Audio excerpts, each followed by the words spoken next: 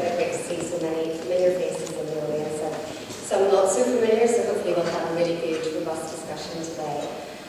Just some of the housekeeping. First of all, thank you for coming along. No fire alarms are planned for this morning, so if they do go off, it is a real emergency and we need to follow the directions of staff who will keep us right.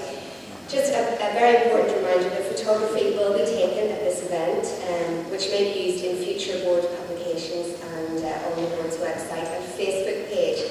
And the event is also being live streamed on the internet. So on the one hand, we encourage you to ask questions and tweet comments using the hashtag NIPBLive, NIPBLive.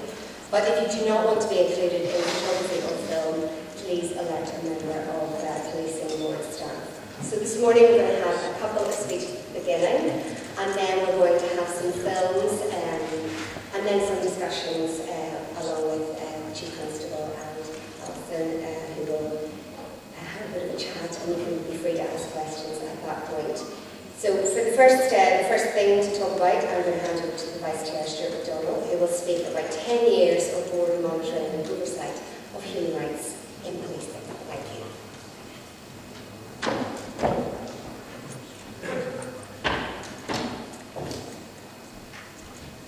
Thank you, Tara. I thought for a moment you were going to say I would speak for 10 years, but no thanks.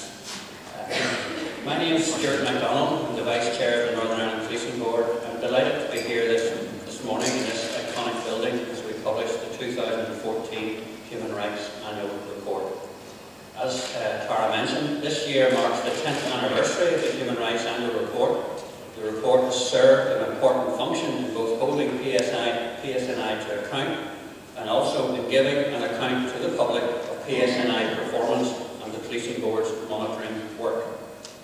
The Board's scrutiny and oversight work in respect of human rights within policing is well known in these islands and indeed beyond. It is important that we all understand the value and importance of human rights in making sure that the police meet and exercise their duties in a way that protects rights and ensures everyone is treated with fairness, impartiality and respect. This work cannot be overstated, and the benefits which ensue are seldom given the credit deserved. The Board's unique and valuable statutory policing oversight responsibility has undoubtedly allowed community confidence to grow. But it's always important to take a step back, listen to views and look at where improvements can be made and how the Board can help police and community confidence. We feel we have travelled a long way since the publication of the first Code of Ethics for PSNI and the development of the Human Rights Monitoring Framework. PSNI has by now implemented over 200 recommendations made in the 10 annual reports so far, relating to issues such as domestic abuse, hate crime, children and young people, public order, use of force, stop and search, covert policing, complaints and discipline, and many more. Since 2009, the Human Rights Annual Report has been supplemented by thematic reviews through which a more detailed examination of specific areas of policing can be carried out from a human rights perspective. A key feature, therefore, of the thematic review is use of the community's experience of policing to assist with informing the evidence base against which police policy and practice on the ground is evaluated. PSNI's acceptance and implementation of the recommendations made in the Human Rights Annual Reports and the thematic reviews is indicative of their commitment to a human rights-based approach to policing. This approach here has been identified as good practice in other parts of the UK and internationally, as is the Policing Board's human rights monitoring work. And I want to, in that context, pay tribute to the ongoing excellent work done for the Policing Board by Alison Kilpatrick, our Human Rights Advisor, whom we'll hear from again shortly. As a board, we very much welcome the new Chief Constable's commitment to maintaining such an approach and his willingness to be held to account and to provide an account both to the Policing Board and to the community in that regard. There is always more work to do. We should never be complacent in our work. Human rights in policing protects the rights of the public and police officers alike. So we remain focused in our work in the time ahead, and I look forward to today's discussions. And now be a short video.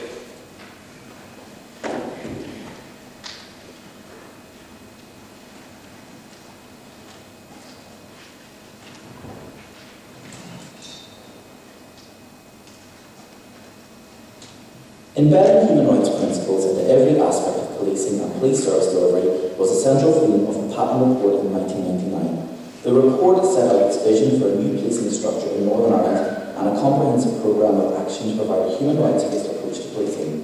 On the 4th of November 2001, the police service in Northern Ireland came into being and has embraced the protection of human rights as a core function of policing. At the same time, the Northern Ireland Policing Board was established. The board was given the statutory duty of monitoring and reporting upon the PSNI's compliance with the Human Rights Act 1998. Following the publication of the Code of Ethics in February 2003, which sets out the standards and behaviours expected of all our police officers, the board, with the assistance of a human rights advisor, developed and published a framework setting out how it would monitor and measure how well the PSNI are meeting their human rights obligations in day-to-day policing activity. Human rights is about balancing the rights of different people within the community, and it's critical for policing because it allows police officers to take sensible, practical decisions to respect the rights of all. So it goes to the heart of modern policing. Nobody will have confidence in a police service unless there's proper oversight, proper accountability. That has to be vested in the right body. The board has that oversight issue at its heart, and that's why it's been so important. No one has any confidence in any body or organisation that isn't open and transparent. You simply can't be held to account if you aren't open and transparent. It's a fundamental rule. Since 2003, the board has taken forward a yearly programme of work to assess and analyse police officers' compliance and make recommendations for improvement. The first Human Rights Annual Report was published in 2005, and this has been supplemented in recent years with thematic reviews. Well, the value to policing is human rights, and of course if you're going to drive a new generation of policing forward, what you must do is convince the community that there's a real change. So oversight enforces that change at one level, but reassures communities that it's a very real and meaningful process, and someone is looking at it and judging us and helping us improve and getting better. The board has to have it at the top of its agenda. It has to continue to have it at the top of its agenda. It has to continue to challenge, and we have to challenge ourselves. One of the most stunning changes to me as a chief was to see, because of that culture, the willingness of younger officers to challenge the status quo, to actually legitimately and appropriately push back on strategic plans. So I think there's a better way of doing it. I think we can look at this from a better minimum use of force, proportionate use of force approach. That's really what success looks like. Over the last 10 years, the PSNI has implemented over 200 recommendations contained within the board's Human Rights Annual Reports. These recommendations have improved how the police meet their human rights responsibilities in areas such as public order, engagement with young people, use of force, and adherence to the Code of Ethics. Working principle in the whole of the Independent Commission's report is the emphasis on consent. And basically we could couple with consent and confidence. And that meant that the wider community, not simply the Independent Commission, but the wider community look to, in the future, a police service that respected and adhered to human rights in all its dealings with the public. And it was therefore very important that there was a framework by which to measure. I think that level of scrutiny and examination and comment has informed policing now for 10 years. I think it's an excellent idea, and I think it's something which other forces could look at. The model of human rights oversight put in place for policing in Northern Ireland is widely regarded as best practice. Whilst time in policing has moved on since the publication of Patten, the importance and fundamental principles of a human rights-based approach to policing remain unchanged. The board is fully committed to the delivery of its statutory duties in this area and the value this oversight provides for policing and, by extension, our whole community.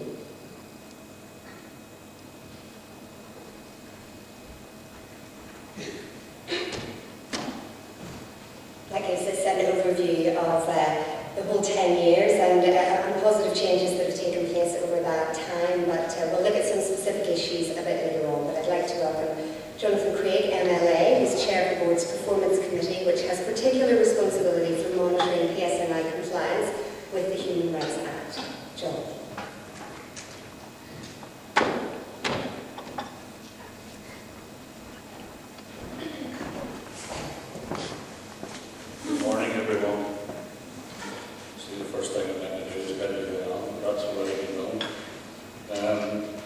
This report details the human rights monitoring work that has been carried out by the board and the Performance Committee during 2014.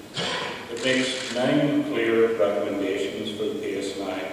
Those relate to training policy, complaints, child sexual exploitation, the service of non-molestation orders and occupation orders, disability hate crime, terrorism, detainees, healthcare with custody, and youth engagement clinics. The report also records that 14 recommendations from previous years have been implemented during 2014. In implementing these recommendations, the PSNI reported to the Performance Committee throughout the year on a range of matters, including training on youth issues, training for civilian staff, a test purchasing of alcohol scheme, oppressive behaviour complaints, the regulation of Inventory Powers Act, and healthcare in police custody. This adds to the PSNI's already impressive implementation record, 210 recommendations in 10 years. And the committee looks forward to working with the Chief Constable and his colleagues in the coming years to progress the 9 new recommendations. This is also the 6th Human Rights Annual Report produced on behalf of the Performance Committee by the Board's Human Rights Advisor, Alison Kilpatrick. Alison has also been responsible for producing 4 human rights thematic reviews and for providing ad hoc advice on a range of issues throughout the year. On behalf of the Board, Alison, we'd just like to thank you for your continued support and the contribution that you make. I would also like to thank the Chief Constable for his engagement with the committee over the past year on a wide range of critical and often challenging policing issues. That's a euphemism for we had robust debate around the whole series of issues.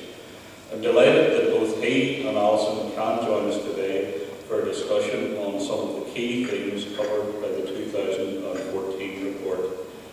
They will also be answering questions from the floor and posed also through Twitter. So I would encourage everyone in the audience and those that are watching online to take this opportunity to get involved. And on that note, I'm handing back to Tara. Thank you.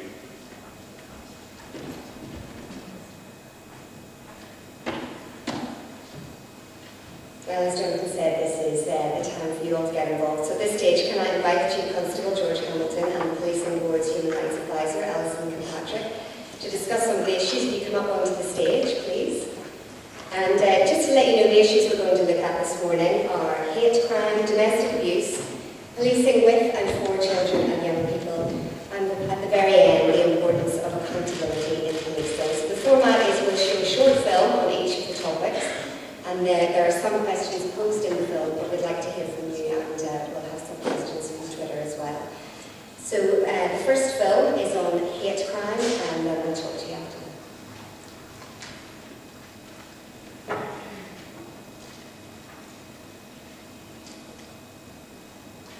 If someone believes they've been the victim of a hate crime, the PSNI must record it and respond to it as a hate crime.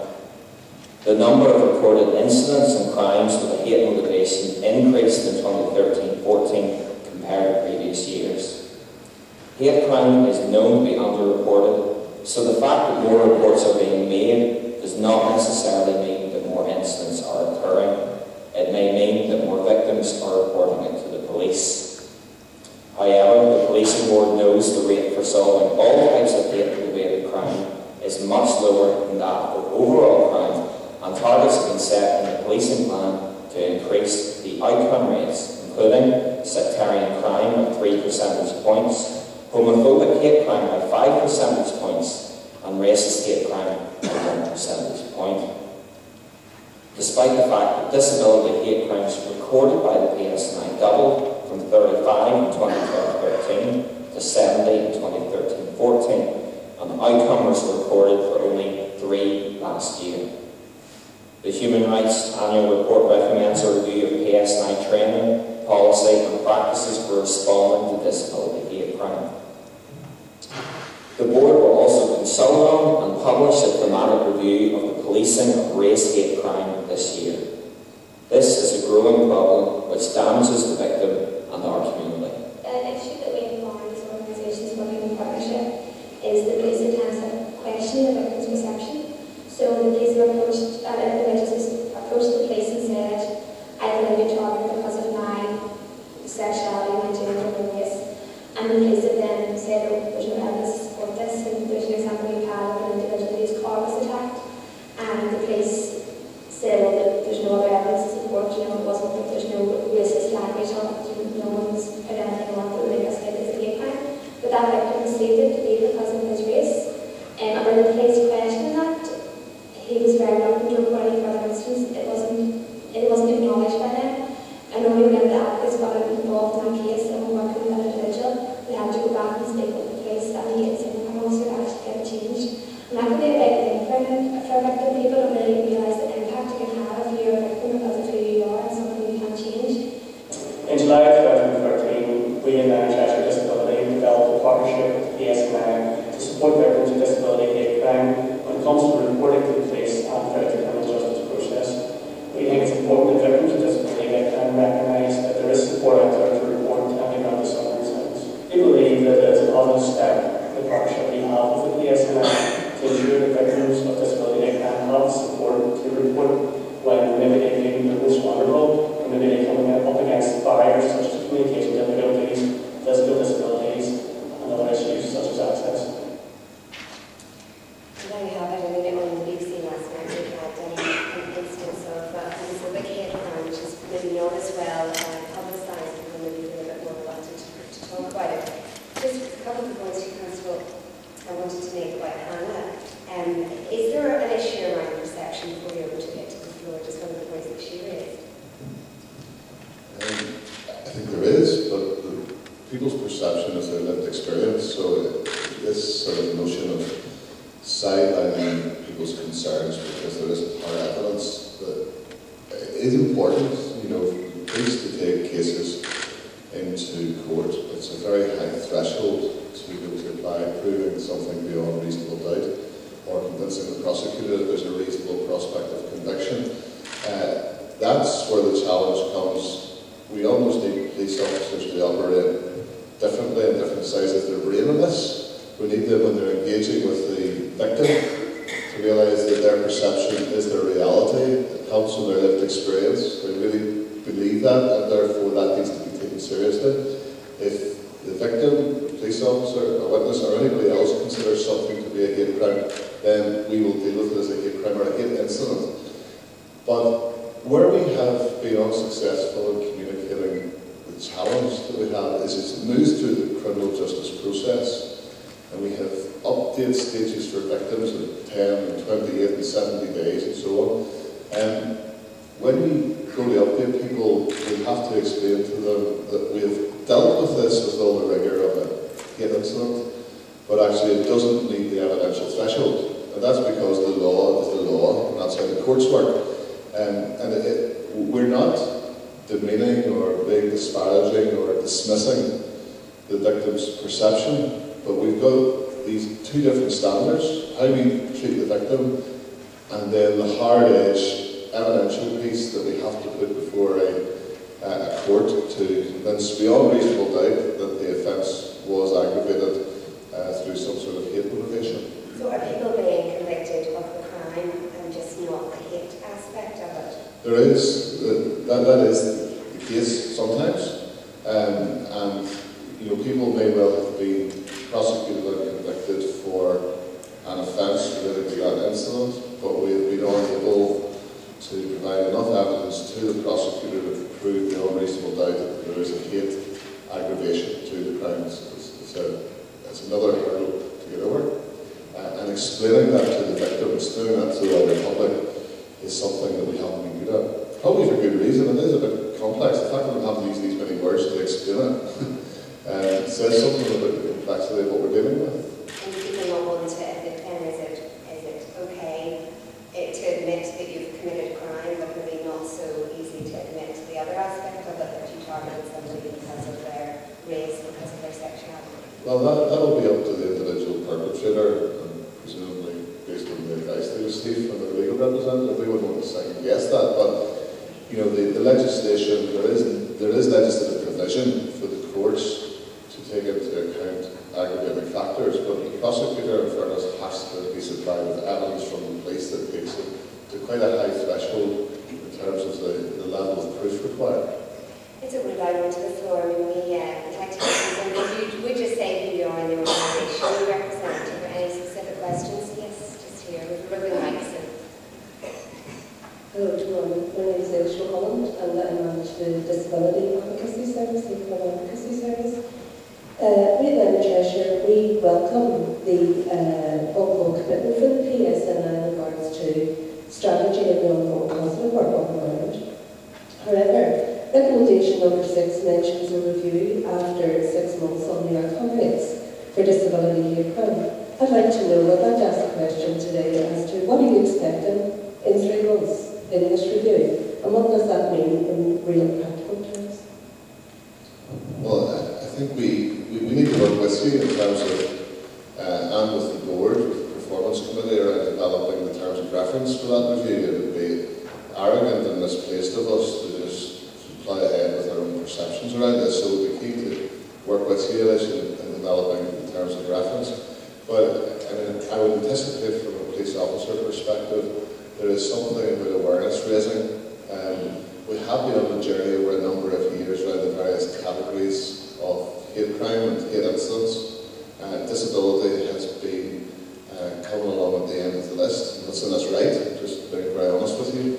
And we have a job of work to do. I don't want to preempt the outcome of the review, but I'd be surprised if there weren't some recommendations in there about awareness raising for officers, for example. So people being able to identify the hate motivation of disability. If we don't get that right at the start, my feeling is it's probably where we were with, you know, I don't know, other aspects, other strands of hate crime race, for example, 5 or 6 years ago, where police officers had this notion, unless there was compelling evidence, then it's not a hate crime. Well, it is a hate crime right up to the point where the person has that perception. So I imagine awareness raising would be at the core of this, but really keen to work with you on developing the terms of reference and with the board.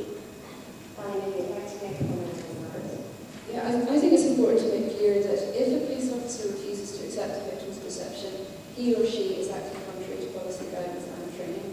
I think that needs to be made clear. And while it's undoubtedly true that there can be difficulties when a case moves forward to prosecution, the very reason that the Chief Constable has put forward, not least the evidential test that has to be established for the aggravating features, if it's not accepted at the start, then it's never going to even embrace the Dover report.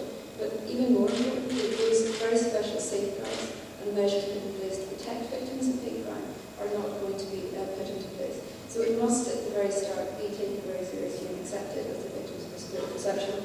And that is how the PSNI are trained to deal with it. So if a police officer is not doing that, that should be the exception. And there should be a mechanism for discovering when that's happening and responding to it in relation to the police officer. Just one other important point, I think, particularly given where the question comes from. The hate crime advocates who help the police are perfectly placed, uniquely placed to help the police get this right, because they can work as the victim and make sure the victim's views are put across and help the police understand whether it is a hate crime or not and how to gather the evidence. So the advocacy service in this respect is absolutely critical to all of this. Yeah, Liz, can I just come back to you? What would you like to see being done, and what are people telling you about whenever they do report it, or are they less likely to report it because they perhaps think that they will have it? Yes, I think George, in the way you answered your question, is exactly what I was hoping for. You know, the police themselves, PSNI can't, you know, just rush ahead and run with this. You know, it needs to be a consultation with disabled people themselves, and of course organisations like ourselves who work on the ground with people. However, I do agree that the advocacy services have been that midway step between PSNI and the disabled people themselves, and it really is the future, it is the way to go. And do people with disabilities feel that they're at the bottom of the list? Well, yes. you know, the notion out there of disabled people, the belief out there is even if we report it, that nothing gets done. However, as you can see with the raise in percentages there, we are getting the message out. But we're getting that message out through the charities themselves and the voluntary sector. Okay, and there's a question on Twitter here for the Chief Constable. How do you bring about change throughout the organisation and change the culture? And you said 5-6 years ago there was maybe a different perception about race and hate crime. I think it's a leadership challenge, and that's an easy buzzword to use, but it's actually realising where the focus needs to be, not internally focused, but outwardly focused in the communities and the victims, seeing things through the eyes of the victim, of the citizen, building a police mentality, and that requires cultural change. That's easy to say. It requires challenging the status quo. It requires challenging cynicism, if it exists, or mediocrity or complacency, as I would call it. And what I see within the police service is increasingly, it's a bit what Hugh was talking about, people prepared to challenge within and to push back.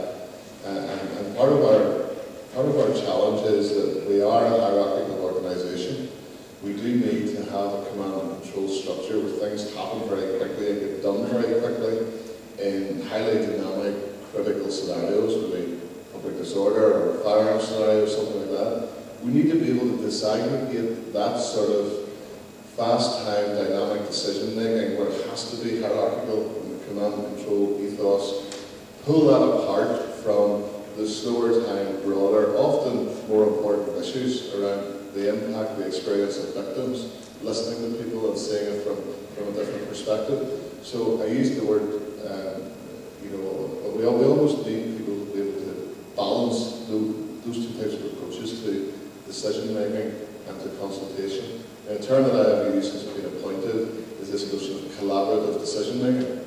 With decisions that are made collaboratively, I think that is part of what policing of the community is. It's a mindset, it's an ethos for delivering policing, and where we can make decisions collaboratively with interest groups, with accountability bodies, with victims, with communities, they will be better decisions, be better informed, they'll be more sustainable, and they're likely to, I think, deliver better outcomes.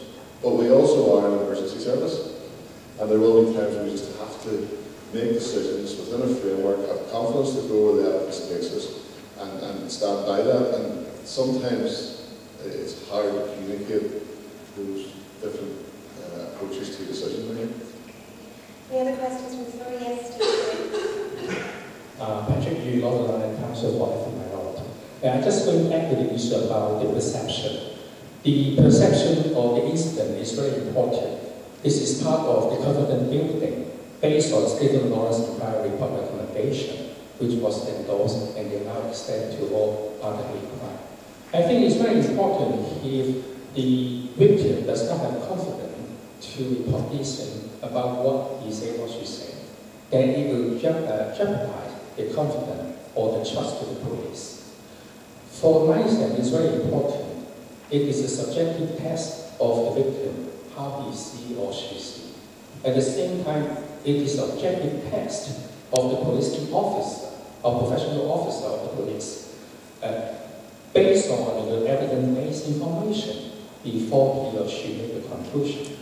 But I think based on our experience, it's also part of the bilingual governance support by the PSNI. In our situation, we always find the police officer ruling out and upfront. They not even talk to the person what evidence he or she had. So I think maybe in terms of training procedure, we should amend this part so that they are doing a better job.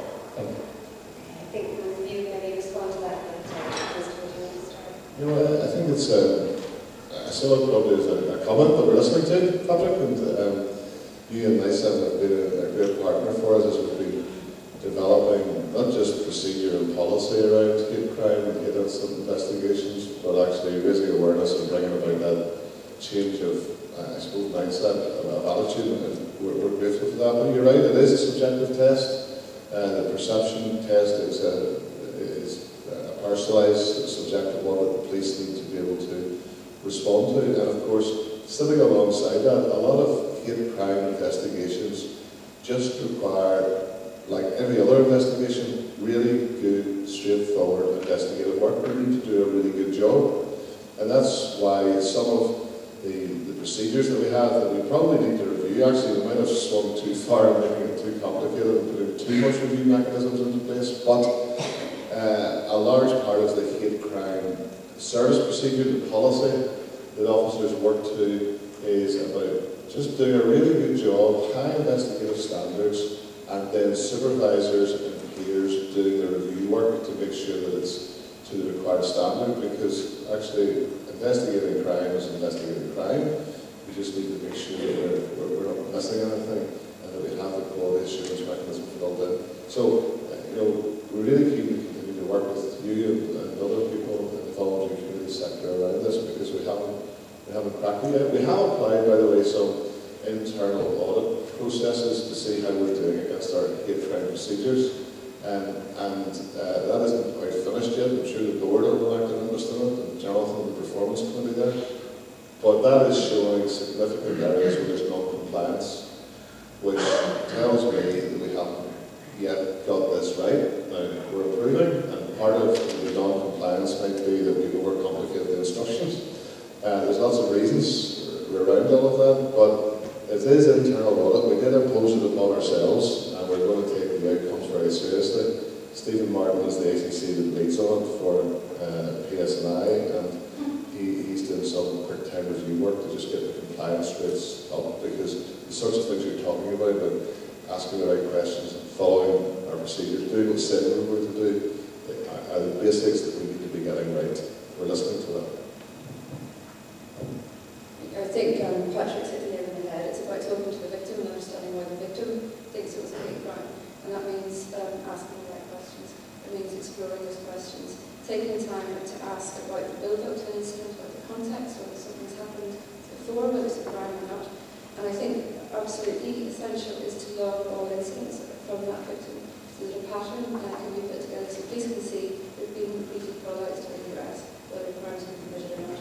And so I think focusing in on the victim, which is very much what the Chief Constable has been talking about, and very much what the policy is directing police officers to, is absolutely key. And again, coming back to the advocacy services, I think they can use to help. Hate crime is called a signal crime for a reason. It influences communities' perception of crime, the fear of crime, and the extent to which the police are protecting. So if this isn't dealt with properly, then it's a problem for everyone.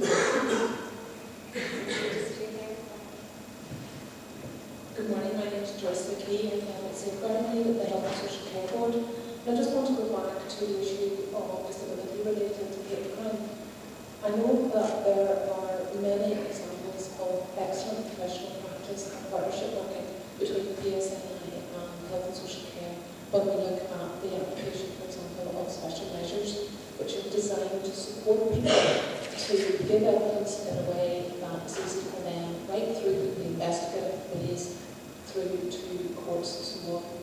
Our experience in relation to the adult safeguarding and the abuse of adults is that very few cases have actually reached the evidential threshold and moved forward to prosecution and successful court cases. However, we have a range of other outcomes that indicate for the victim themselves that the process has actually been a positive one. And I would just ask if it's possible in the review, when you're looking at actually identifying what the outcomes might be, that you include some of those victim-based outcomes that might actually not make the case progresses through as far as a court hearing and a conviction.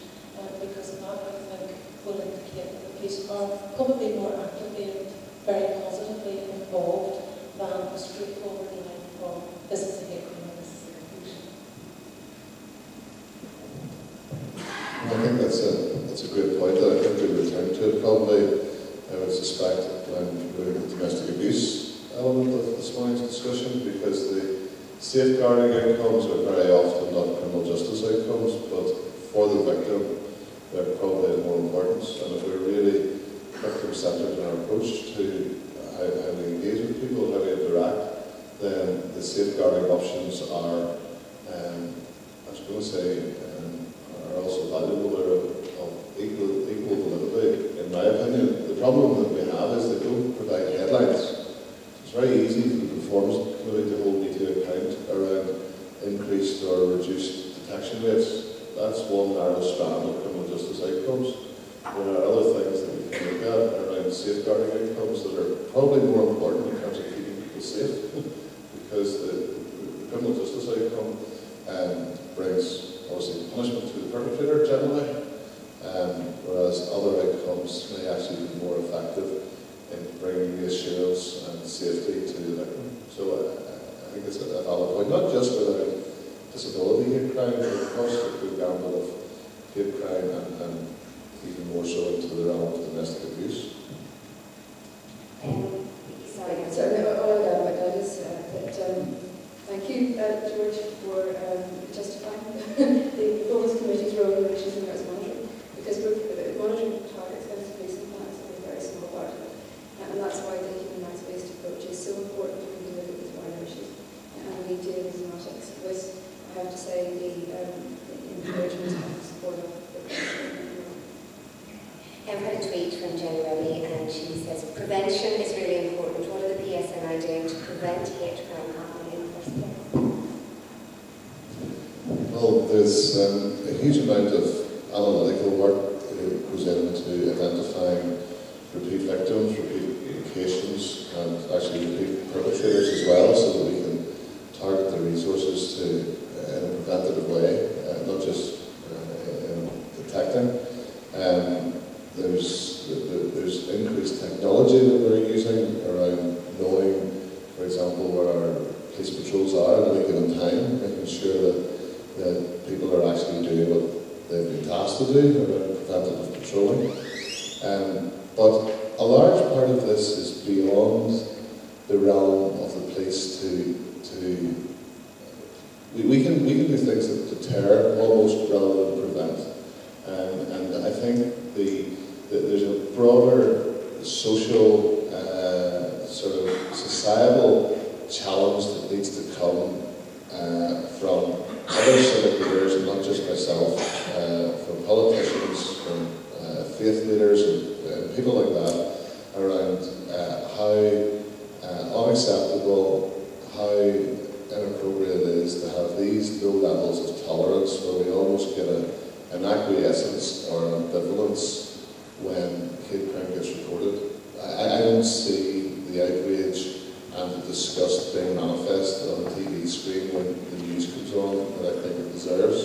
And we need to be really careful that in this sort of post-conflict society, as violence and intimidation and conflict changes its form, that we don't just start to accept that this is the new norm for us, the way we did perhaps 10 years ago when the sectarian issues, which haven't gone away of course, but don't manifest themselves in the same extremities as they did back then. So I think there is preventative good police tactics, deterring these offences happening, being good at bringing people to justice and all of that we can do. But there needs to be a wider, more civic revulsion and repulsion of how acceptable this is. There shouldn't be any acquiescence to it at all. Okay. We'll end this section on a positive note. Obviously, we've heard in the film that hate crimes on the increase, but we've had a tweet of support from the Focus Trust looking at transgender individuals, and they say they'd particularly like to thank your Human Rights Department who have been responsible for positive change in the lives of transgender and intersex individuals in the North of Ireland. Okay, let's move on, and we'll look at domestic abuse. Same format, we'll have the film first, and then we'll move forward to discussion.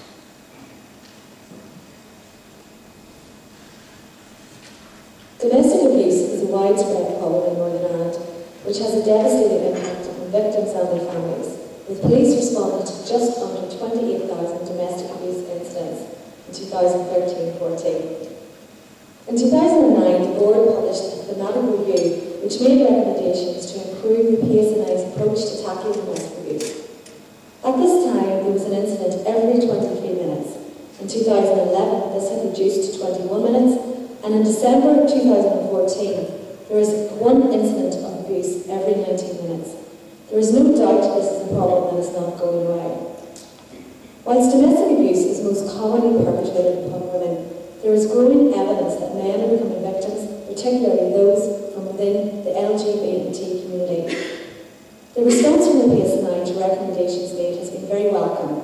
However, there is still a lot of work to do to assure victims that they will get the support they need when they come forward. To understand a bit more about the challenges in this area, let's hear from those who work with victims of domestic abuse. If we're talking about victims of abuse, then services can always get better. But I think the partnership between the police has affected a lot of change and a lot of partnership work and has helped us to work together and be more effective. I'm concerned, like everybody else, as an individual, as an individual, in my community. I'm concerned about the cops, and so I suppose I'm concerned about what that change means to us for Dublin places, and in my role in the sale, I'm concerned about how that will impact on the work that we're already doing. Domestic violence and sexual violence is a very serious crime. It's only increased reporting on the increase, which tells us that we were starting to get there with the confidence. I suppose my question is, well, how will we replace domestic and sexual violence in the future? Are the people who is going to stay? How are they going to be resolved? Are there going to be cuts? I know that the Chief Constable talked about cutting specialisms, and in a way I believe domestic violence isn't a specialism because it's so wide-ranging and affects so many people.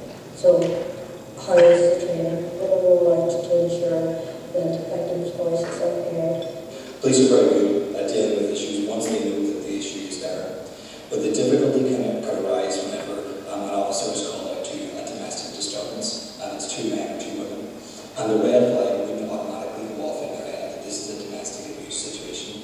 Because we have so frequently relied on a sort of male aggressor, female victim model of domestic abuse, which is very helpful in understanding domestic abuse in a male-female relationship, but can be quite isolating for people in same-sex relationships if there isn't that automatic reaction that there could be a victim and aggressor in this relationship. So making sure that response officers are aware of the incidents of domestic abuse in same-sex relationships, need to ask the people whenever they go out to a call to ascertain the fact of whether or not this is a domestic abuse situation or whether it's just violence or something else. But generally, once police officers are aware of the issues, they are very good at dealing with the needs of our clients. Certainly that's the feedback that we're getting from victims and people accessing police services. So it's really just about embedding those good practices and making sure that that's the same for everyone whenever they're accessing a police service, that it's not just the good apples that are providing a really great service, that it's everyone's across the board. Okay, some more interesting points there. I'll open it to the floor first of all, and then we'll come back to some of the things raised in the film.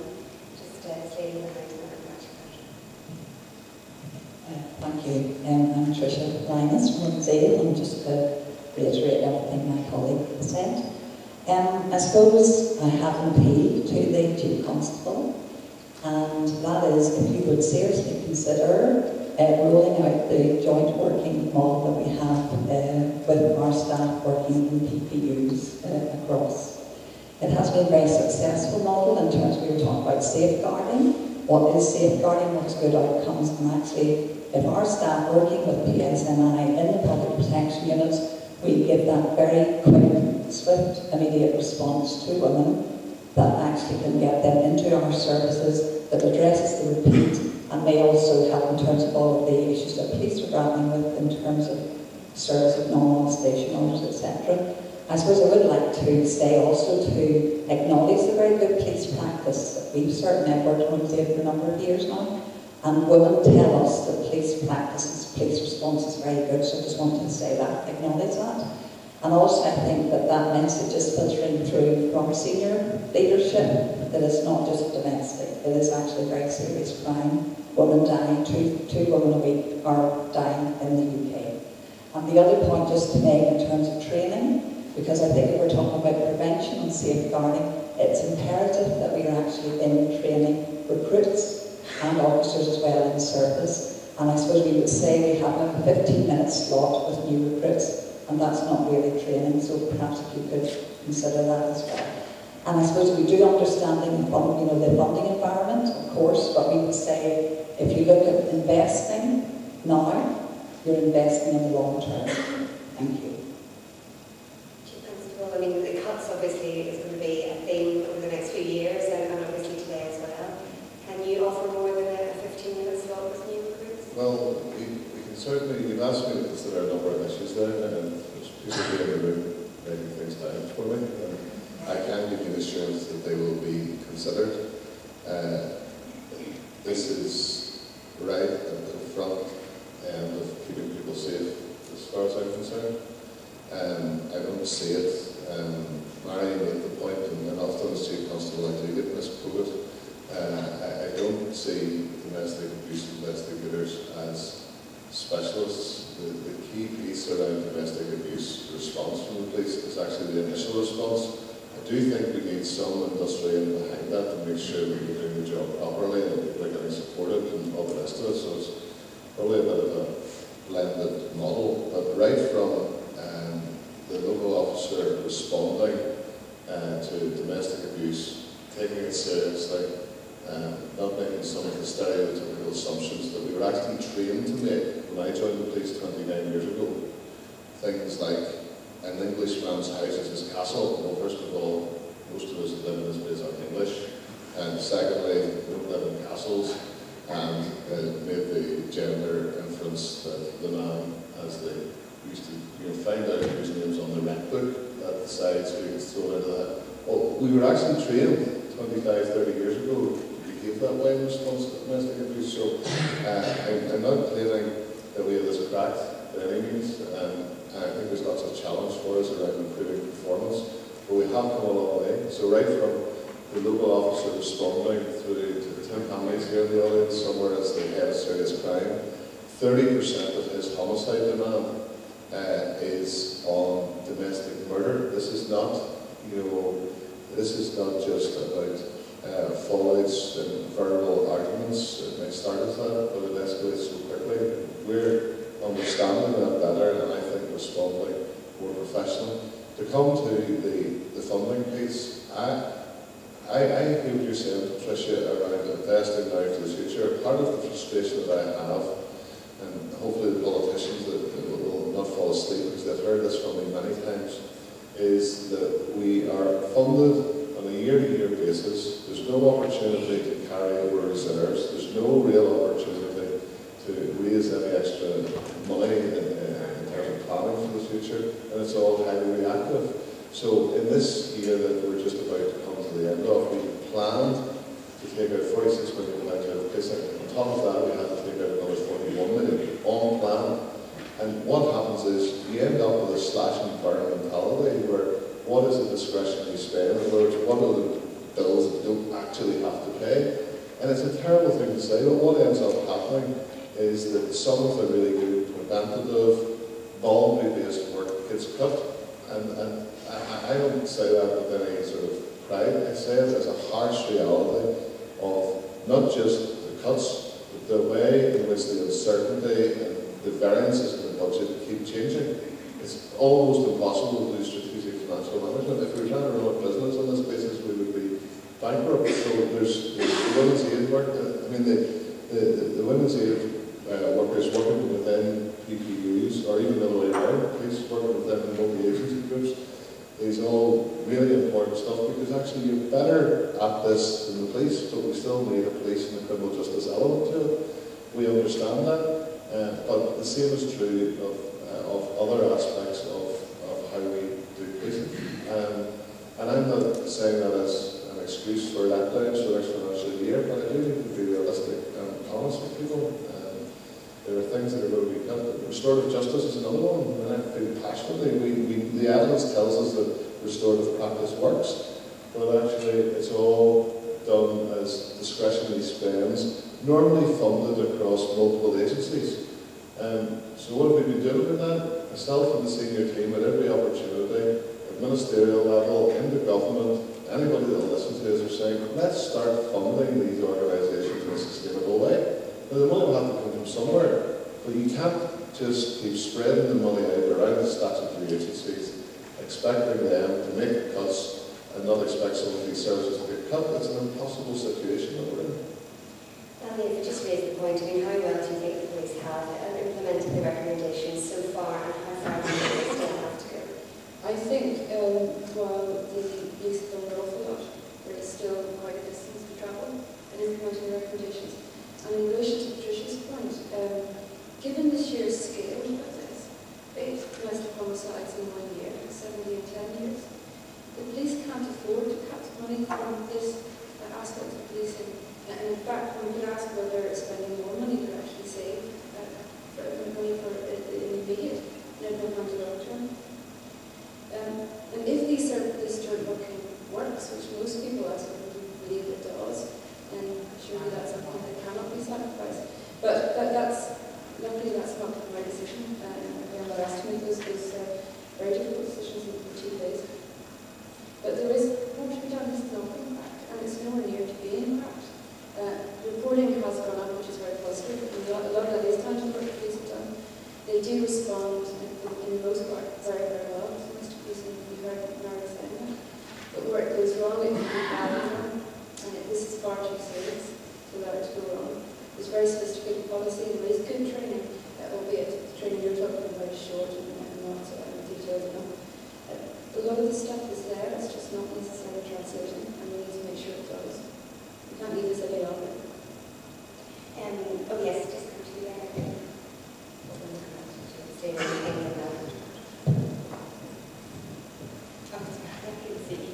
I did make the point about the posts of the editor.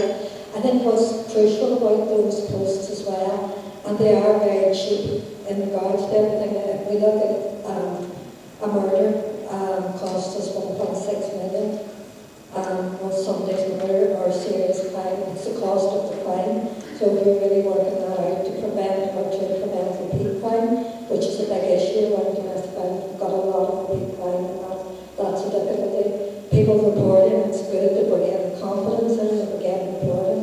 But crucially, those workers were picking up on sexual violence and rape, and that was something that was coming out that was being disclosed to those workers that maybe they weren't telling police, and we've been able to work with that and bring people forward and certainly get them into court. So in the long run, a very tiny amount of money in the scheme of this will actually save lives, save money, and will deal with sexual violence. As we all know, there's a long way to go on how we are working on that jointly, all of us. And there are small things that don't cost money because everything isn't about money. I mean, I'm always employed asking the police to come out and do statements where women are comfortable, you've more chance of engaging them. There are things that don't cost money, and we need to get back to more partnership working because some of those don't cost money, and I think we've lost a bit of ground in that book, and I would like you to consider revisiting it. I mean, maybe it's worth hearing from the board itself. Stuart, I mean, how will the board ensure that the PSNI deliver this work with the severe cuts to the funding that are obviously inevitable here? Yes, as the Chief has said, this is not an add-on to policing. This is built into the core of policing in the new PSNI. And through the work of Alison and the committee, which you mentioned earlier, we will have a series of initiatives ongoing. We call them thematic reviews, which are looking at all sorts of issues of compliance with human rights obligations. Domestic abuse is just one of those. There are a whole series of those in the recommendations in the report today. The programme of work going into next year will be to hear from PSNI. And the Chief made a very important point. It's not always about counting things. It's about assessing the qualitative response of PSNI, and through that we need to hear from the organisations, the advocacy organisations that are working with each of those at-risk groups. Okay, and Patrick, you put your hand up and then I'll come to you after that.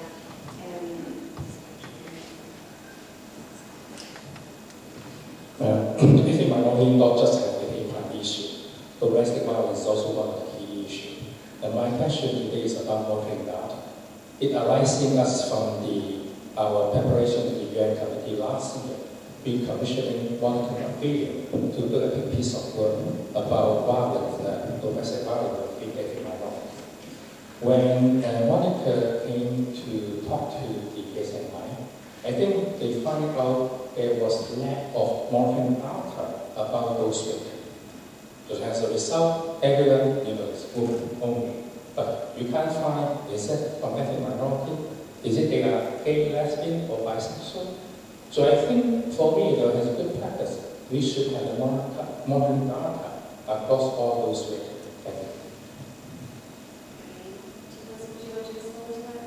No, I agree. I think there is, well, we attempt to monitor, but in all monitoring, the interpretations of this is the data that we get in, so we do the monitoring regime to be as effective as possible so that we understand the scale of the problem and can learn from it. But I agree with what you're saying, Catherine.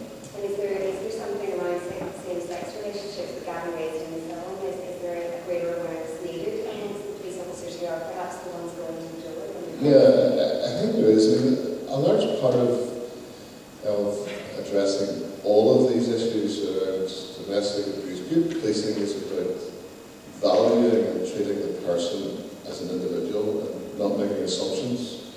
And in reality, the number, I'm not saying that they're any less important, but the number of domestic abuse incidents involving gay couples is very small, which means that when we're sort of a mass volume industry in some respects, regrettably, around domestic abuse, this is an unusual set of circumstances that officers don't generally come up against. That's not an excuse.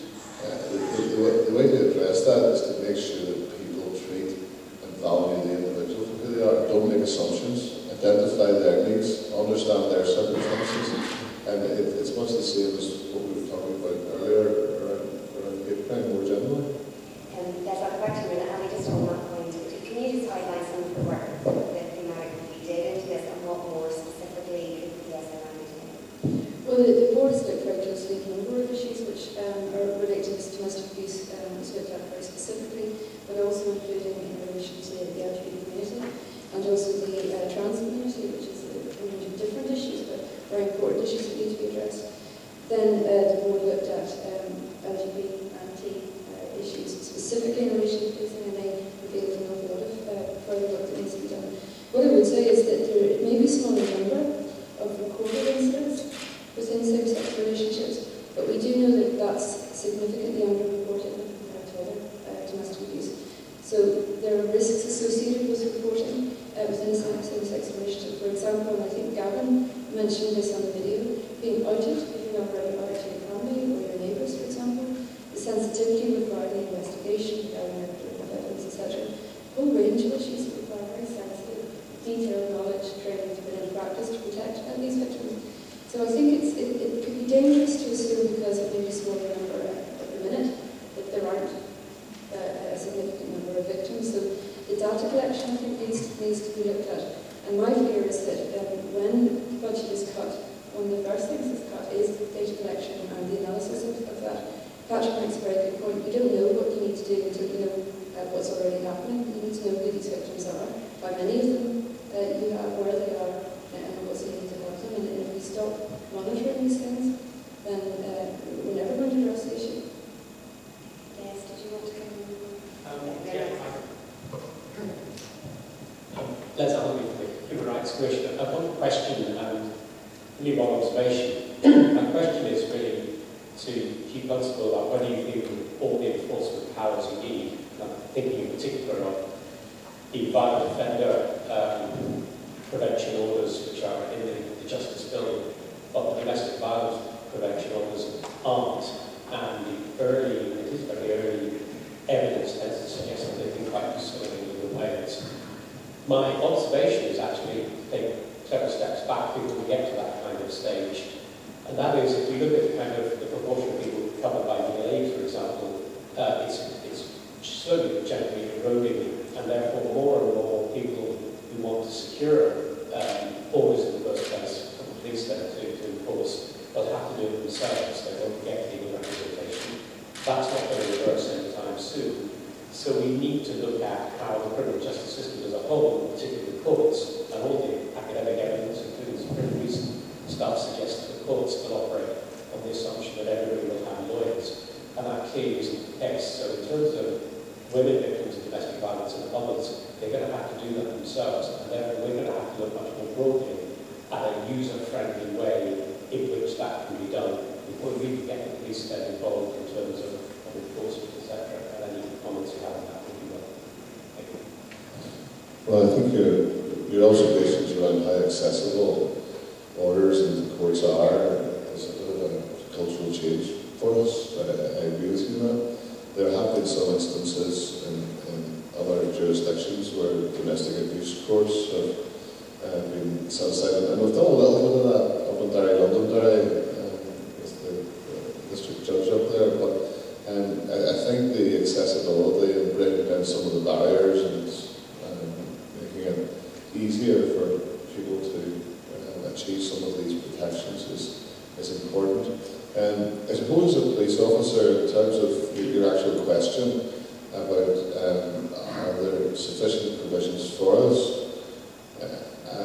in some ways, the more tools that we have in the toolkit, the better, because actually it allows us to deploy the most proportionate and necessary tactic, and sometimes that's legislatively, but actually that spectrum of intervention goes way beyond just criminal justice. It comes into the whole safeguarding world, which is around some of the orders that you're talking about.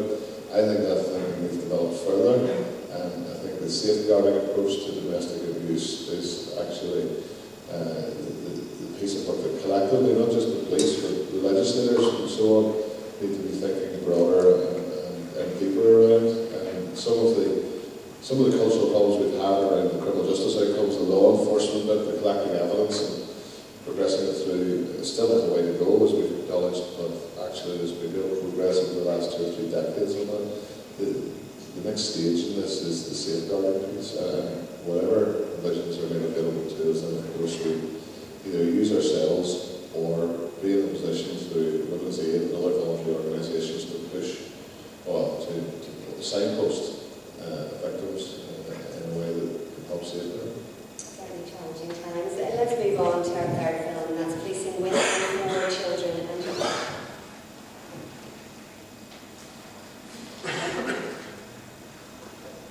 During 2013 and 14, 28% of all victims of crime were aged under 25. Whilst it is important to focus on how the police deal with children who are in conflict with the law, the fact is that children are more likely to be a victim of crime than a perpetrator.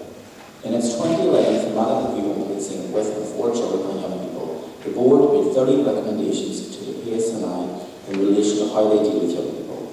Policing with and for young people continues to be a major focus for the policing board in its human rights work, and this year's annual report details the work being carried out in relation to youth engagement clinics and training for police officers.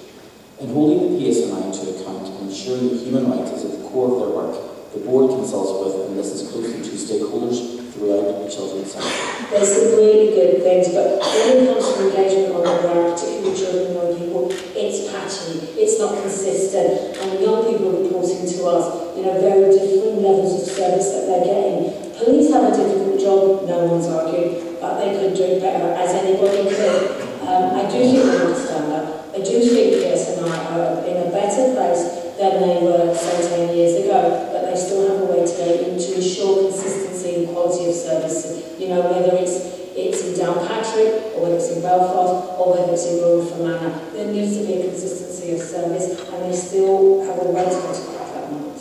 Question I have for the Chief Constable is, if you have the massive cuts you need to make, do you know what impact it will have if you make those cuts? The question I have for the policing board is, how are you going to hold the Chief Constable to account? How are you going to make sure that what he tells you will be the impact of cut A? How are you going to make sure that that's right and that you can measure that? I think one of the things that the policing board has actually asked the PSNI to do is to improve its youth engagement activity. I'm very worried that the removal of the Policing with the Community Fund is really going to inhibit the ability of the organisation to engage with young people and with local communities. And I think where the relationship between young people and the police is poor, it's much more likely that things happen which impact on the rights of young people in terms of tensions in communities, and the police may be going in with assumptions that might actually change if they have a relationship with the community and they know some of the people that live there.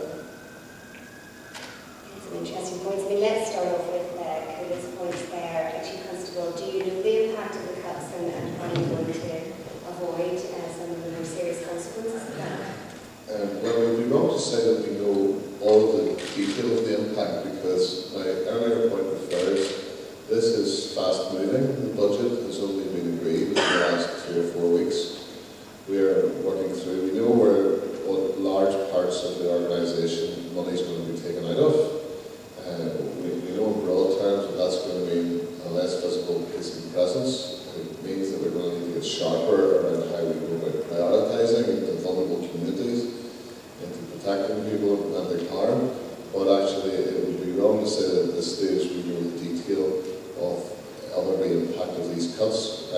But we've a heap of work going on around that, and we're very alive to the fact that we need, if for no other reason, to deal with people's expectations with a bit of honesty and integrity, because you can't keep taking tens of millions of pounds out of an organisation, even if it is a big budget. These are sizable cuts, and pretend that nothing's going to change.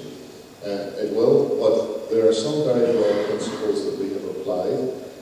Our job is to keep people safe, and Drew Harris, the Deputy Chief Constable, keeps reminding us when the dark cloud of despair descends on our heads around the scale of these cuts. We're still left with £640 million of public money to spend on keeping people safe.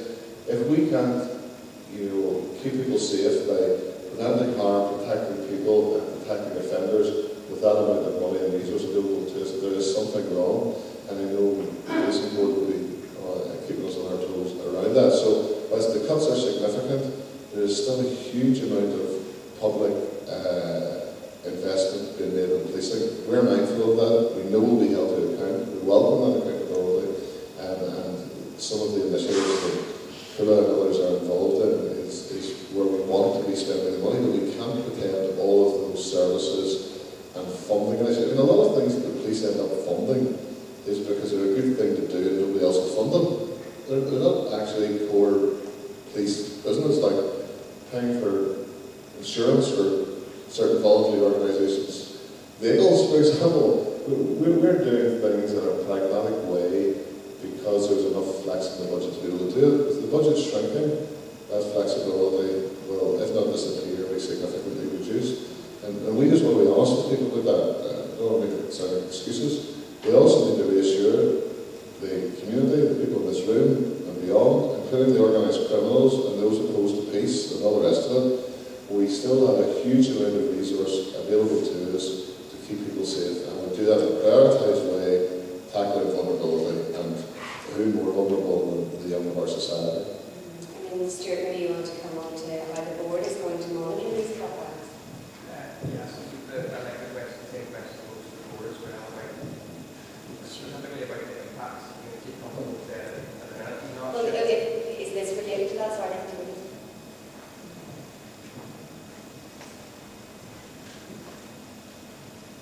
Yeah, sorry, I just wanted to ask the board the same question. Sorry, Stuart Fenn from Include Youth, just as one. The same question posed in relation to the impact of the cuts. The Chief Constable said he's not currently aware of how the cuts will be impacted, how the impacts will be measured, but I'd like to know how we get to the point where we do know what the impacts will be and how they can be measured. Okay, we'll maybe come back to you in a second on that, but Stuart, if you just want to outline how the board is going to monitor the cutbacks. Thanks. As the Chief said, the position is very dynamic. We had a situation last September, October when we were given a real disaster scenario. Then there was some easement of that position about November, December time. Then we're moving into next year, 15-16. We have a draft policing plan for next year with a series of quantitative targets which have been agreed between ourselves on behalf of the community with the police. But there are lots of areas within that that are uncertain, just as your questioner comes out. We will be taking that forward in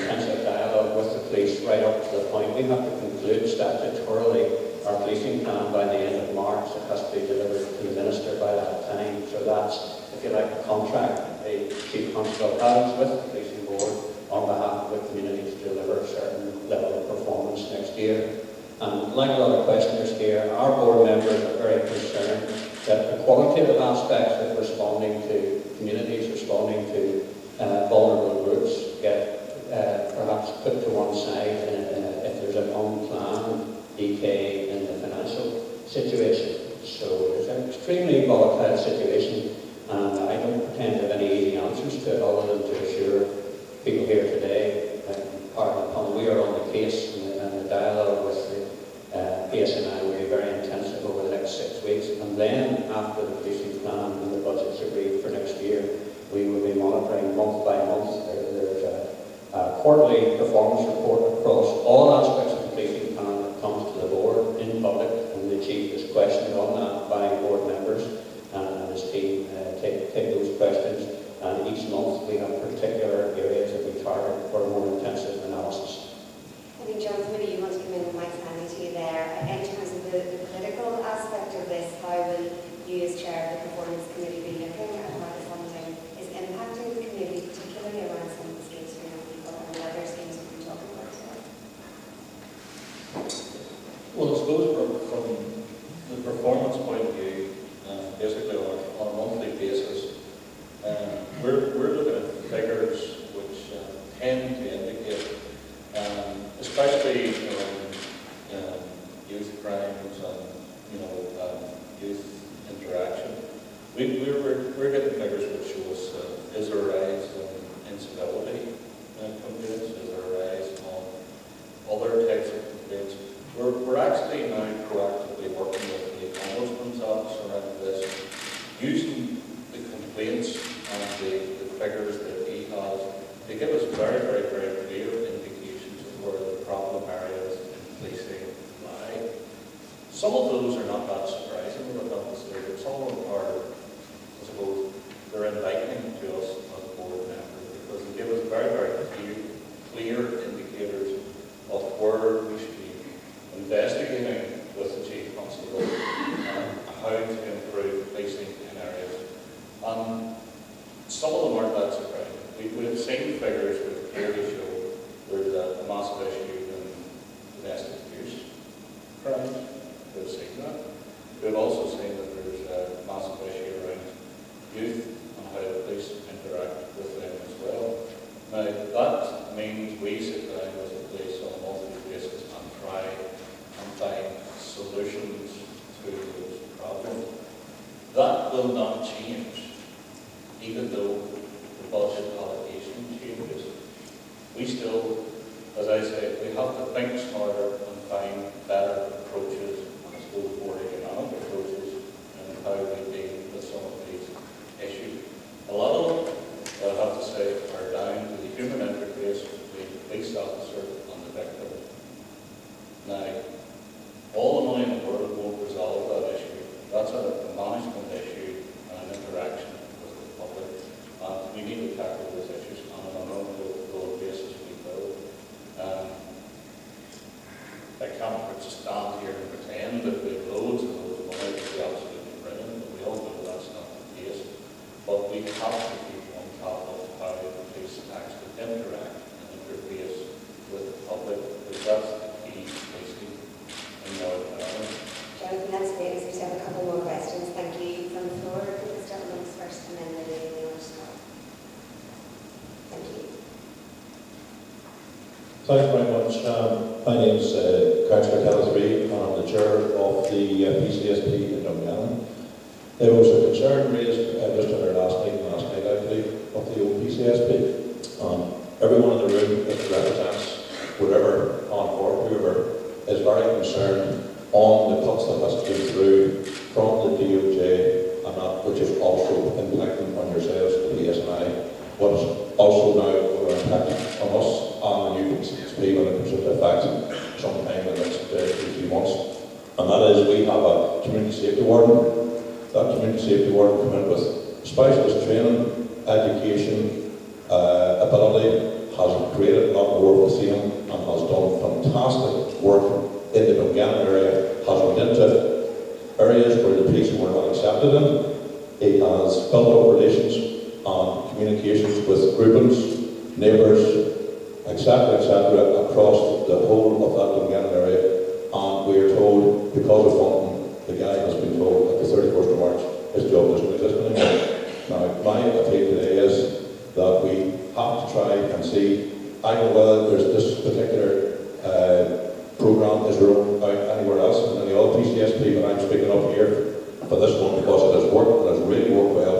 And I think it's a tool that shouldn't be, it's not broken, so it shouldn't be fixed because it doesn't need fixed. And I think we should roll that out by going back again to see where we can get this money. The PSNI in Dungannon did help to fund part of that cost on that one. The DOJ and the rollout of the money needs to be looked at where there is an essential to it in an area. Yeah, I mean, it's difficult for you to answer that specific question, but the point, Emily, we're getting some tweets about this as well. What's the impact likely to be on insurance safer communities? What are the impact of long-term cost cuts, or should it be what's the right thing to do for people and communities? So, you know, this is obviously something that's concerning people. You can't say specifically what's going to go, but I suppose can you give some reassurance that people from the police, they will have a chance to get something?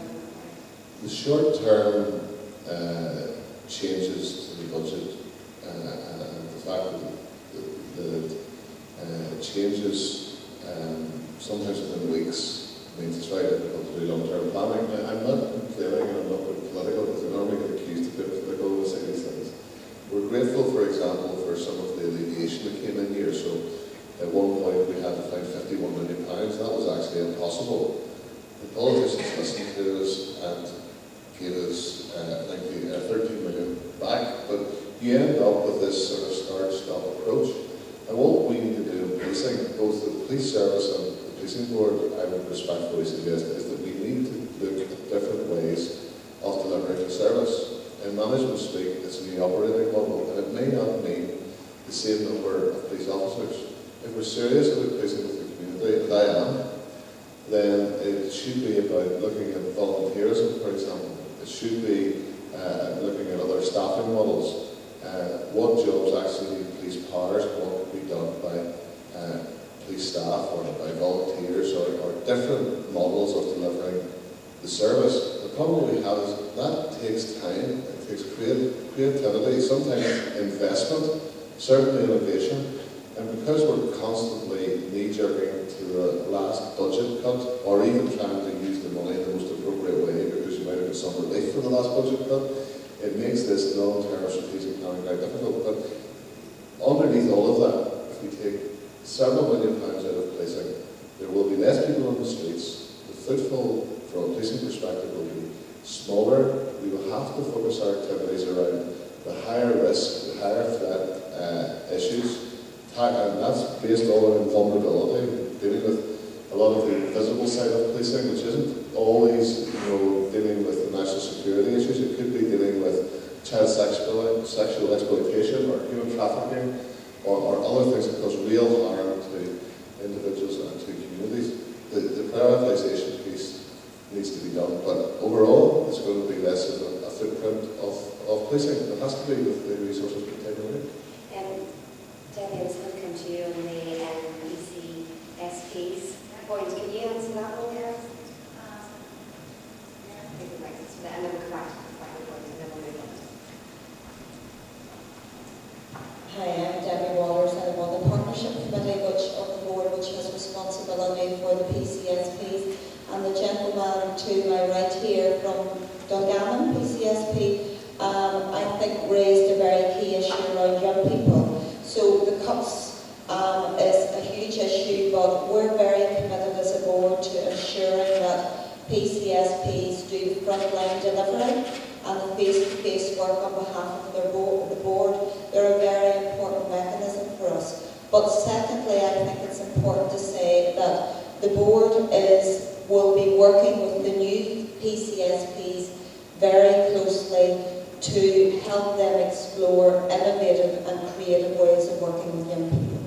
So it's very important that local PCSPs engage locally with young people directly, hear their voice, hear their views, and help the young people shape policing at a local level. So we'll go back and look at some of these issues, because I think it's very important initiatives like the one you mentioned, that across the board with all those topics that we're talking about. yeah, across the board, but even in terms of this topic, sometimes people like that act as a go-between between the community, young people and the PSNI. So just to reassure people that these issues are still on the agenda for the policing board. Thank you very much. And this final point before we move on today in the Manchester.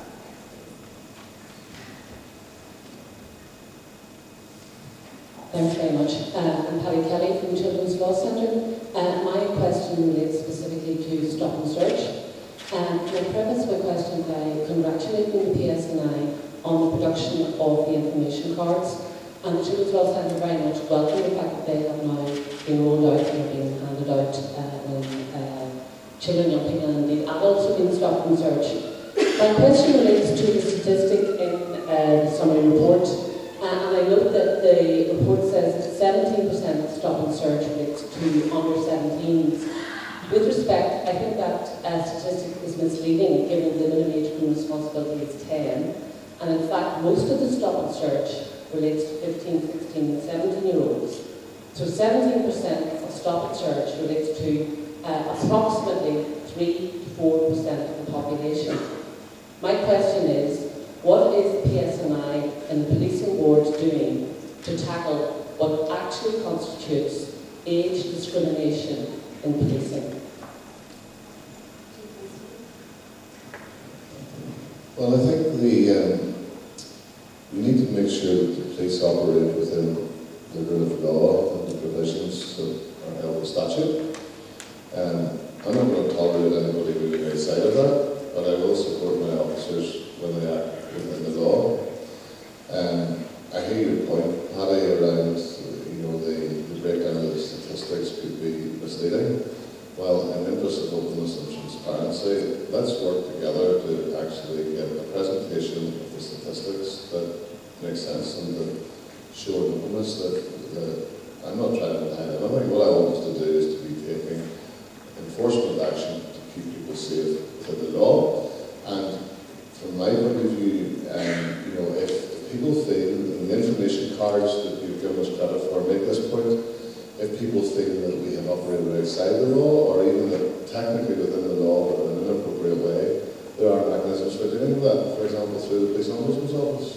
And what concerns me, the Queen's University study into policing in children and young people revealed that 66% of them didn't know about the existence of the police ombudsman's office. 58%, almost two-thirds, didn't know about the existence of the Northern Ireland Policing Board. Only 25% of them felt that the police were not accountable. Bad enough going forward. But there's some pretty harsh statistics for all of us. If we're serious about openness, about a human rights-based approach to policing, young people need to be empowered, need to be equipped with the information. Now, we're doing our part, we're in some of that. Stop search cards, point people, if you're not happy, go to the police ombudsman. It would be a challenge for the police ombudsman. There's probably a representative in this big audience somewhere, but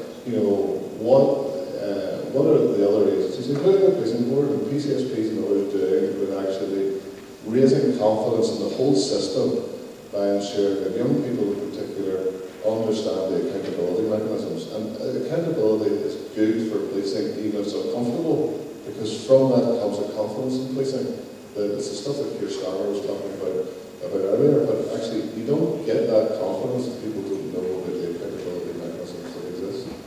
And Bryce Dixon, do you want to come in on this from a board's point of view in terms of the stop and search?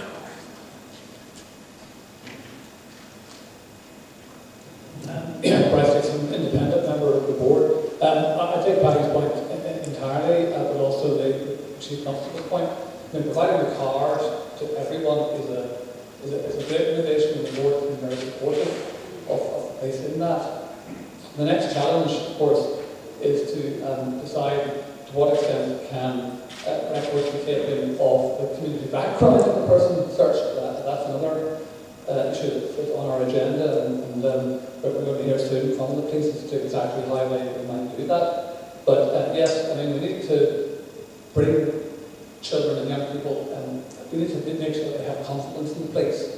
And the stop and search bar has a risk of damaging that.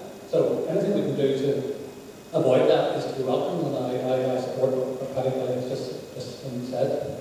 Okay, thanks very much. Just where it time, so we'll move on to the final film, which is the importance of accountability.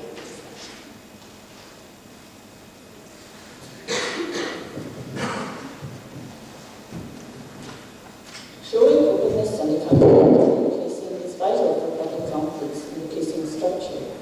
It is essential that the police are being effectively held to account in how they carry out their work, and that the bodies who scrutinise the work of the police do so in a transparent way. Organisations with oversight responsibilities need to balance their role to secure accountability of the police and to promote trust and understanding within the community. Some of the key figures in oversight explain. Policing in Northern Ireland was a very contested space, and the establishment of the oversight and accountability organisations grew out of a very clear desire to improve public confidence in policing.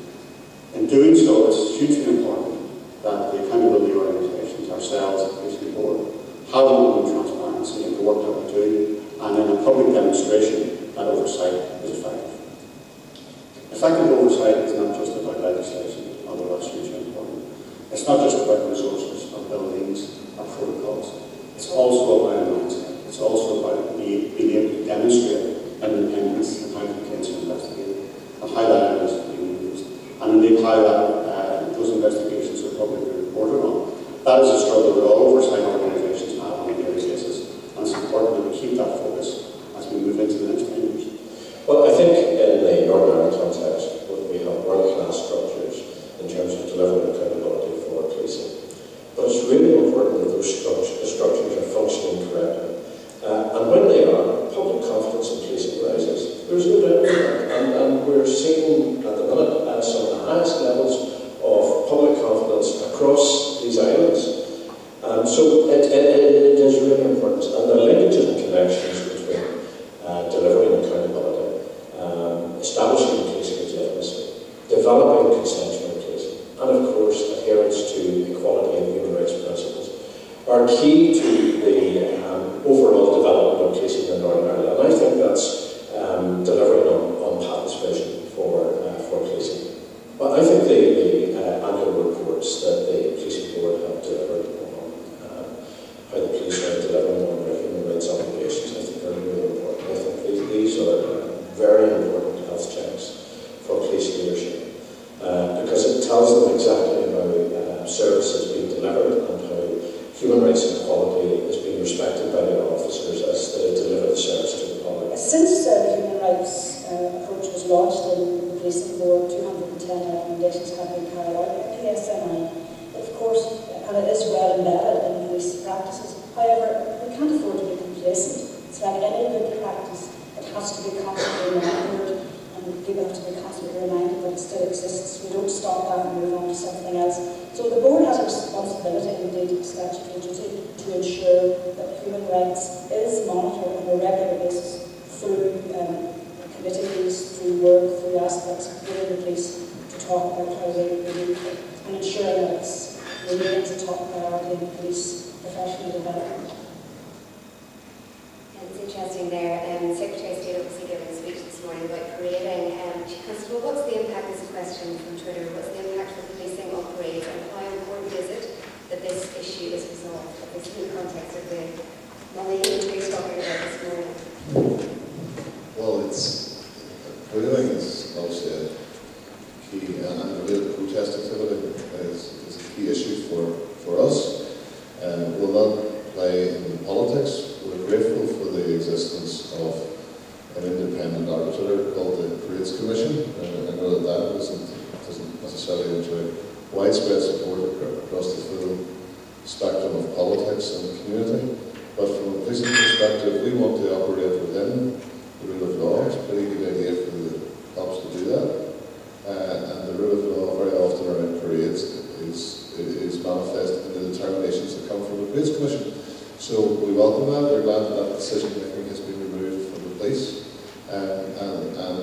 we will happily be held to account for our actions arising from policing of parades. But when that escalates or descends into some sort of disorder, there's actually no winners in that. We don't actually need, or, well, we do need, but we don't want an ombudsman's report coming out justifying the use of AEPs or baton rounds, as they were commonly known, because actually through our training and policies and experience over the years, I think that we can normally justify the use of that force. For me, it's a really sad indictment of society that we still, on a handful of occasions every year, seem to get to a point where we all fight with each other. And from an accountability perspective, we want to subject ourselves to that, without any option, but actually it's a healthy thing that we welcome.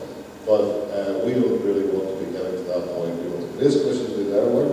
We want people in leadership within communities, within royal orders, within protest groups. We operate within the law, and there's an assurance that we will do that, and we will be held to account for doing it. So, in some ways, the parading issue is very complex at the societal level, but from a policing perspective, it's actually quite straightforward. It's normally trying to balance competing human rights.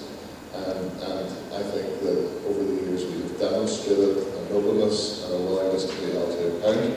Alison, for example, has an open invitation to come in and to observe the decision making in any of the police control rooms around parades and protest issues.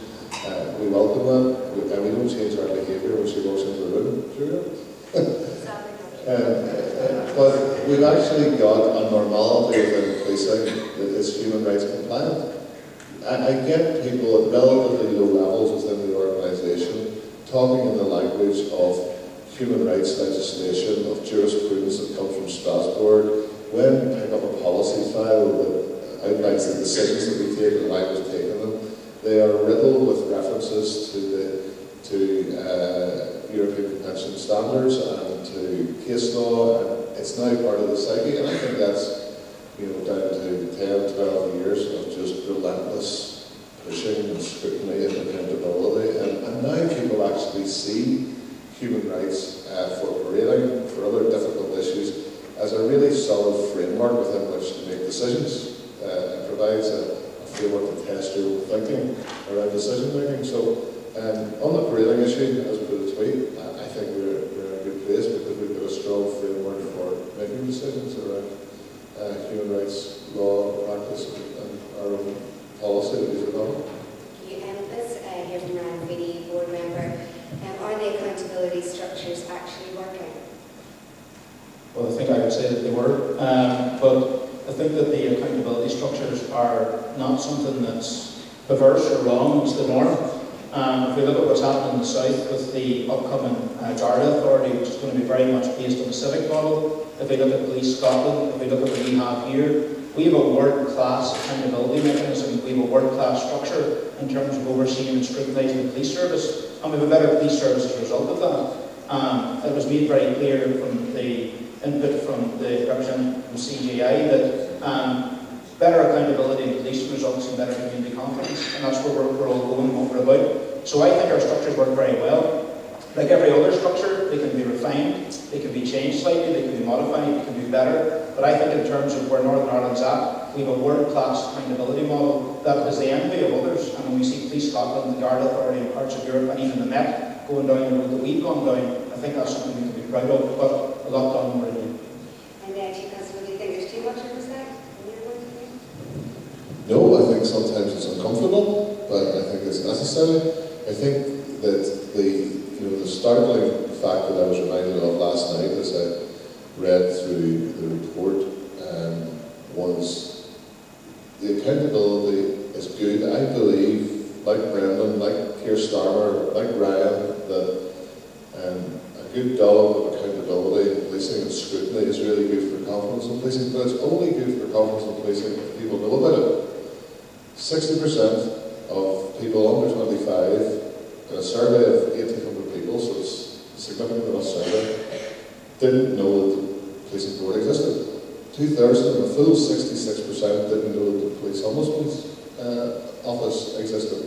So I think there's a bit of a presentational issue, there's was a sales pitch that needs to go on. If we're going to harness the confidence in policing that comes from this level of scrutiny and accountability, then we need to tell the story better. I don't mean the police service, because probably like we're complaining about it, but respectful challenge to the policing board is you need to sell your wares better, and certainly the police ombudsman does. And if there are no further questions from the audience, anybody else got a pressing point we will move on here?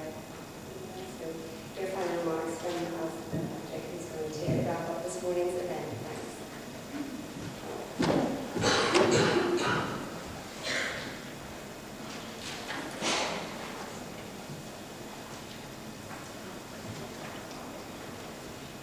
I'm just checking I can be heard. Apparently I was having the microphone close enough to my face, which Gillian there was very grateful for that because she hears enough from me. You can hear me? Let me start by thanking you once again. Many of you have been here before, and it really is very good to see you again. And those of you who are watching out there who are not here but would like to join us next year, please do. This is the Policing Board's 10th Human Rights Annual Report, and it, for another year, represents the work of the Performance Commission on behalf of the Board in monitoring the compliance of PSNI with the Human Rights Act. That is the Board's statutory duty. In doing that, the Performance Committee kept in mind the very basic principle that human empathy and the universality of rights, and the universality of rights, as we've been hearing from some particularly victims groups, is absolutely key to all of this. But the Performance Committee reminds itself that that is the cornerstone of not just human rights, but the Human Rights Act, in particular the UK Act of Parliament. And it is more important than ever in a difficult economy when resources are stretched. And that's been the discussion for some time now, and it's continued to be discussed today, and it seems to be the concern of many contributors who ask, what is the impact of budget cuts on the protection of human rights? What happens when there are limited resources? Is the progress made to date going to be lost? And that's a very serious question we all need to ask ourselves, and we're not alone in that. I was looking recently at some of the Council of Europe reports, and back in November 2013, what they said was the whole spectrum of human rights has been affected by budget cuts in a time of austerity. Of particular concern was the impact upon the most vulnerable and marginalised members of society, those very people we've been talking about tonight, the people who have no voice and very little influence themselves over public authorities. You may be unsurprised to hear Greece features quite heavily. The Hellenic League for Human Rights has said, human rights violations appear as having simply been regarded as an acceptable collateral damage in broader crisis management. The Economic Centre for Crisis Management then went on to say, austerity measures being implemented in countries such as Spain and Ireland are exacerbating the marginalisation of vulnerable sectors rather than protecting their inherent human rights. And when one reads that, that is a real cause for concern. We need to be very careful because we're in a very similar position here. The Human Rights Act itself requires the rights of an individual must be valued regardless of identity, status, position, stroke, wealth, influence. Human rights protection means very little if it is weighted towards the powerful at the expense of the weak. But that is precisely what can happen. Budgetary decisions are not informed by or reviewed according to a human rights-based approach. And in particular, whether they have an impact, and if so, what that impact is on vulnerable, marginalised members of society. Because that affects every member of society. We all are damaged by it if we're vulnerable, marginalised, and unprotected. We must remember, in our attempts to save money, and sitting in police board and performance committee meetings, I am reminded of this, and members clearly have this in mind, that diminution in human rights protection has an associated cost. But the practical effect of realisation of human rights for all members of society benefits society as a whole. And you can't put a price on that. Human rights too often, and I feel a little bit like a broken record because I say this every year, but they still are, I think, in some quarters, too often seen as an obstacle or constraint to public authorities, which can be dispensed with quite easily, often our first protocol, when times are hard, rather than, in my view, they should be, a framework of values, principles and standards for better and more efficient decision-making, and that can't be overlooked. Quite quickly, the focus may turn from doing what's required to enable people to, in the words of the jurisprudence of the European Court of Human Rights, flourish as human beings with dignity and genuine autonomy, to simply protecting them from harm, undue interference or discrimination. It's important And there is always a danger, I think, that police will focus on risks rather than rights. That they will assess only the dangers posed by, for example, certain individuals or posed by certain crimes. So that human rights are no longer the means of achieving balance between individual rights and communities. And we've heard from everybody how important it is and how helpful it is to have a human rights approach to making those decisions and balancing the rights within communities. I'm going to say this again because I probably say this every year, but violations of human rights by police do make the already very challenging task of law enforcement even more challenging and incidentally more expensive. If the law enforcer, and these aren't my words, but if the law enforcer becomes the lawbreaker, these are my words, and human rights is the law every bit as much as any other piece of law we have in this jurisdiction. The result is an assault on human dignity, on the law itself, and on all institutions of public authority. Public lose confidence in the police, they withdraw support, fail to cooperate, leaving crime undetected. Now that is not a bill I think we're able to pay. If we let it get to that situation, we will not be able to calculate the cost of that, and we certainly won't be able to afford to remedy it into the future. But more than that, we need to go beyond seeing human rights as an obstacle and rather seeing them as a key part of the toolkit. And Brendan McGuigan expressed this very well. They are a key part of the toolkit of building a fair and inclusive society. That helps the police to do their job, and it helps them to save money because they're doing their job more efficiently. So with that in mind, one can see how the oversight structures in Northern Ireland are more important than ever. The Office of the Police Ombudsman, the Criminal Justice Inspector, the Policing Board, among others, they all have an essential role to play as the statutory and independent advocates of human rights and equality in policing, and they need to continue to do that, in my humble opinion. And working together, and we have seen more collaborative working, and we certainly urge upon it, we can promote a human rights compliant police service, protect people from measures which result in inequalities, and we all those institutions take an active role in assessing policy and practice according to human rights standards, and that protects people from infringement of their rights and all the consequences that flow from that.